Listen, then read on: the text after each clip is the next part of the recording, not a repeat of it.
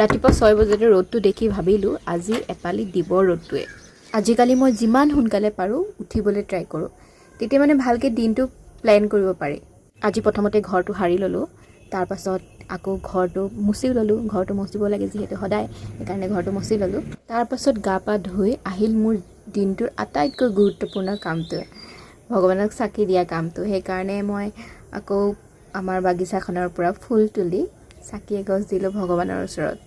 ৰাতিপুৱাৰ সময়খিনি আচলতে ইটো সিটো কৰি থাকোঁতে সময়খিনি কিমান জল্দি পাৰ হৈ যায় গমকে নাপায়। দিনটোৰ হাজাৰটা টেনশ্যন মূৰ পাতি ল'বলৈ মই নিজকে প্ৰথমতে ৰেডি কৰি ল'লোঁ।